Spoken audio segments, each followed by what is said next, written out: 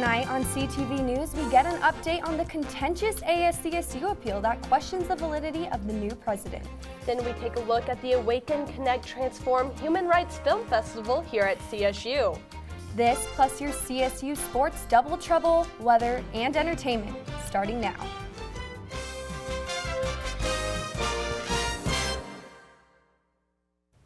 Thank you so much for joining us this beautiful evening, Fort Collins and CSU. I'm Baylee Lakey. And I'm Aislyn, Carrillo. Baylee, finals are in just 2 weeks here at CSU. Are you prepared? You know, I haven't started studying yet, but I do have 3 final exams coming up, so it's definitely time to hit the books. I have faith in you. You can do it. Last night, President Jason Sidoriak and the upcoming Daniela Pineda-Soroka had their election hearing in hopes of clarifying the appeal filed by Sidoriak a couple weeks ago. CSU Supreme Court gave each cabinet a chance to voice their opinion regarding Soroka's Vice President Mike Lenski's position and whether or not he would remain a part of Soroka's cabinet. Even though the court has not determined an official date to announce their decision, Soroka's positive mentality is helping her get through this process. Right now I'm feeling pretty confident.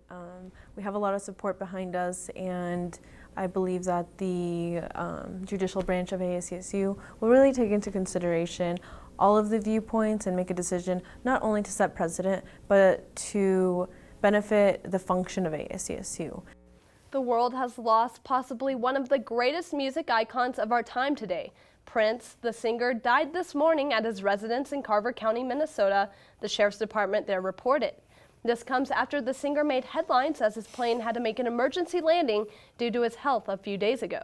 He had been battling the flu for weeks, his rep said. He is best known for his works in flamboyant nature, like Raspberry Beret and Purple Rain. As summer quickly approaches, spring cleaning is a must. That's why Information Technologies, or iPoint, is offering free recycling of older computer equipment from today until Saturday from 10 a.m. to 4 p.m. at 135 West Swallow Road.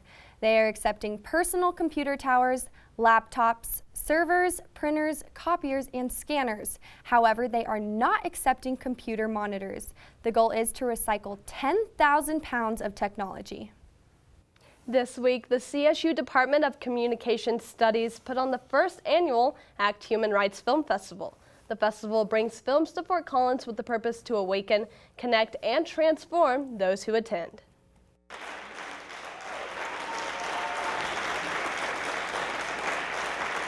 Starting on April 15th, CSU students and people across northern Colorado headed to the movies, but not to see the normal blockbuster hits. Instead, they went to see documentaries and narrative fiction cinema focusing on human rights. I traveled to other human rights film festivals in different parts of the world, and I noticed that we didn't really have anything similar to that here in Fort Collins or even in the state of Colorado.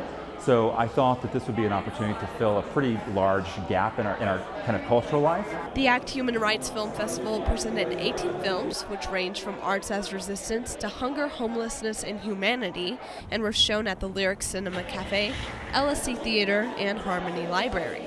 The university is kind of the public space that we have, the place for us to come together and watch films, listen to music, go to plays, and then join with other people to talk about those. The festival expanded outside of the realm of movies to involve the community in discussions with filmmakers and interaction with local nonprofits.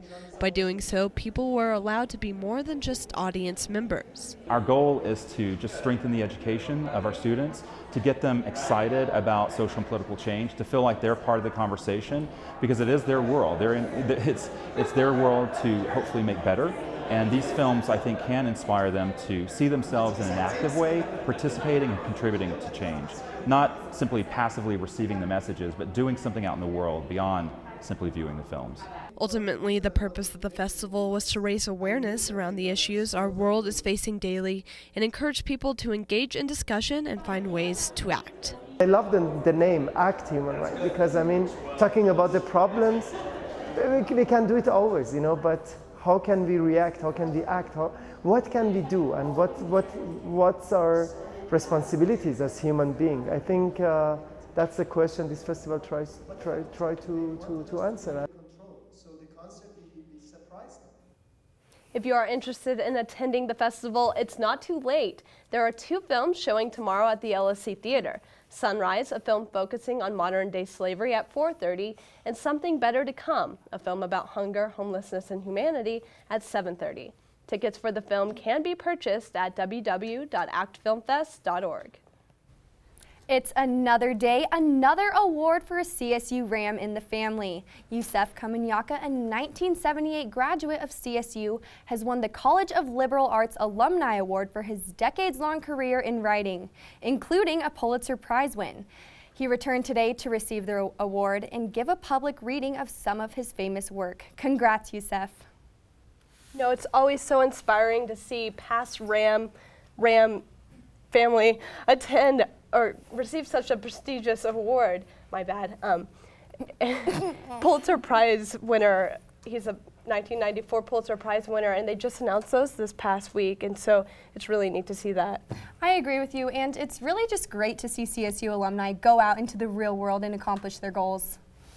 Well, Nicole Conklin is up next with our weekly weather forecast. Summer is almost here.